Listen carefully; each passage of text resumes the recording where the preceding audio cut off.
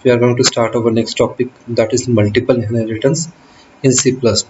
In a previous video lecture, we discussed single inheritance where we have derived a class from a single base class. As the name itself is telling us that, now here in this example we are going to discuss multiple inheritance. Means what? Multiple base class whereas a single derived class. So we are going to derive a class with the more than one base class. So in single inheritance we have seen a single base class, and from single base class we derived a class. In this type of inheritance we are going to have more than one base class. Then let's say in this diagram you can see we have class A, class B and class C, which are the base class, and our derived class is class D. So these A, B, C are the superclass, whereas this class D is a subclass.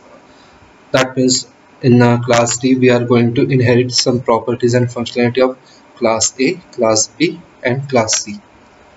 So multiple base class and single derived class is multiple inheritance. Now the syntax of multiple inheritance is like this: class, our derived class name, colon, which is used for inheritance in C++, access specifier, that is public private protected. So one of that access specifier we are going to use, base class name, comma, again access specifier and second base class name, and so on. So number of classes you are going to take. Let's see, we have another class 3, then we are going to use access specifier and then class name after the comma. So this is our syntax for multiple inheritance. Let's start with the example of multiple inheritance. So this is a simple program of multiple inheritance where we are going to derive one class from two base classes. So here in this example we are going to create three classes. So I am going to give similar name, class first, class second and class 3. So first and second are the parent class, whereas class 3 is a derived class from class first and class second. So let's start with the class first. So here you can see class first is present. We have constructor of class first, then one integer a and void first function. So this is function of class first, that's why I have given name. Similarly in class second we have integer b, constructor of class second and function, that is void second function, which is belongs to class second. So class first, it's one variable constructor and one function. Class second, variable b, constructor and function second or second function. Then this is our syntax of deriving or implementing multiple inheritance. So our class name 3, so class 3 colon public first comma public second. So this public is nothing but the access specifier, and these are two our base classes, so class first and class second. So we are going to inherit first and second into class 3. Again we have constructor of class 3 and we have one function add. The role of this function is to make addition of a and b, which is present in class a, class first and class second respectively. Now let's see the main function for this program. Here in main function I am going to create object of class 3. So you can see this is our object 3 obj. So obj is our object of class 3. Then we are going to use data from class first and class second. So the members are a and b. A is present in class first and b is present in class second. So we are assigning value for variable a and b with the help of object of class 3. So obj.a is equal to 33, obj.b is equal to 44. Then we call object dot first function. So it is present in class first, and the second function is present in class second, whereas obj dot add. So add function is present in class 3. So ultimately what will be the output?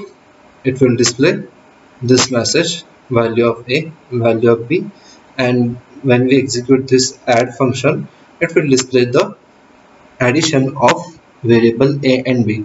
So our addition is going to be 77, 44 plus 33. Now let's execute this program. Let's start with the program. Here, as we discussed in the slide, I have created class first, class second, and class third, class 3 in this program. We have variable a in class first, constructor of class first, first function, and a destructor of class first. Similarly, we have class second, integer b, constructor of class second, second function, and destructor of class second. And we have our derived class 3, which is we derived from first and second. Here constructor of class 3 is there, one function add is there, and destructor of class 3 is present. As all of you know, when we use constructor, constructor execute कब होते हैं? When you create object of a particular class. But in inheritance, when we create object of derived class, it automatically calls the constructor of your base class also. That means when we execute this program, as we don't have created object of class first and class second, but when we create object of class 3, automatically constructor of class first and class second executes. So when we create this object, it will call constructor of class first, then second, and then third. Then it will assign value for a and b. Then as we call this function first function, it will display value of a. In second function, it will display value of b, which we have written in the program. And then at the end, it will execute this add function, which is going to do addition of a and b from class first and class second. And as we have created destructor here, it also call destructor. That means it is going to destruct this object or by one by one.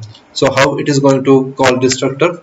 So when you execute this program, as you know, as we discussed, that it will call constructor of first, second, and third in this way. But when destructor is called, it will call in the reverse order. That means this destructor is going to call execute first, then destructor of second class, and then destructor of first class. So let's execute this program.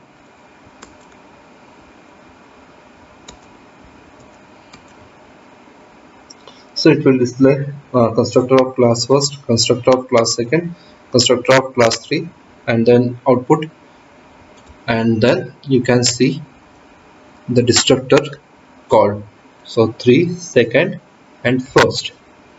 So in this way, it will call constructor and destructor and the functions from first and second class. So from both base class and function from derived class. I hope you understand the multiple inheritance. Again, in next video, we will see another example of multiple inheritance so that you will understand it properly. Thank you for now.